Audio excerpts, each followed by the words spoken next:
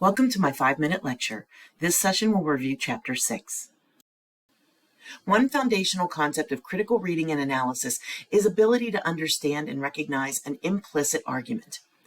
Arguments often have hidden or unstated assumptions and latent methods of persuasion.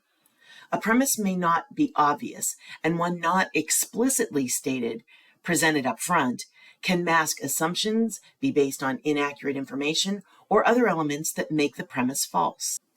An argument uses premises as the foundation. Sometimes they're obvious, but sometimes they're harder to identify. They can also be based on or imply incorrect information. If premises are not sound, the argument crumbles, just like a weak building, even if it's well argued. We'll get more into valid arguments later, but here you see the traits of a sound argument.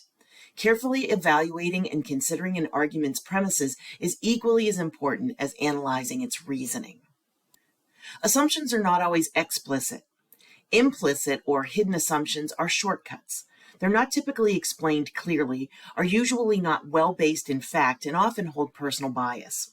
They jump to conclusions and the big picture is not considered. These may be details, so-called facts, ideas, or beliefs that are not stated explicitly, but which underlie the argument. Assumptions differ from inferences. An inference is rooted more stably in observation, facts, and evidence. A non sequitur occurs when the premises do not justify the conclusion, when what's presented as evidence or reason is irrelevant or provides very little support to the conclusion. It's Latin for does not follow. The conclusion seems to jump out of nowhere rather than following on from the sequence of reasons. Tyler might like gardening, but why would it necessarily be true that he loves vegetables? That's quite the logical leap. There's only the most tangential of connections between gardening and liking veggies. This leads to false assumptions. Non sequiturs are not always so obvious. Non sequiturs are also considered a fallacy. Whether the conclusion reached is absurd or reasonable, even correct, it is not a valid argument. For an argument to be legitimate, there must be a direct and provable connection between the evidence and the conclusion. Political or editorial cartoons are known for implicit arguments. Here, the author is implying that renewable energy is safer than fossil fuels, but never actually says that. It's also implied that those opposing are petty and selfish, again, never actually saying that explicitly. The audience will infer meaning, agreeing or disagreeing, from what's being implied through the assumptions presented in the visual format. Sarcasm also uses this tactic. Here's an example of jumping to conclusion based on assumptions. Though the assumptions in the premises appear to be true, the conclusion does not follow. It's non sequitur. To imply and to infer are commonly confused. What is presented will imply an idea implicitly. The audience will make an inference, taking what is presented and determine what they think, feel, or believe about it. When you use deduction, you're looking for what the author is implying to help you determine if you are inferring it properly. Deduction should use logic to interpret. A deduction is more than a summary of the arguments or the evidence.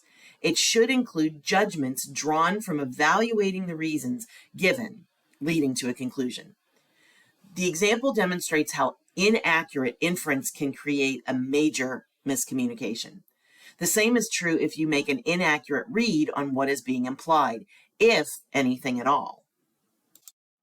It's important to be able to differentiate deduction from induction. Deductive reasoning starts with general principles and then uses them to draw specific conclusions.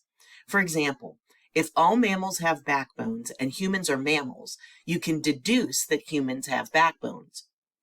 Inductive reasoning starts with specific observations and then uses them to draw general conclusions.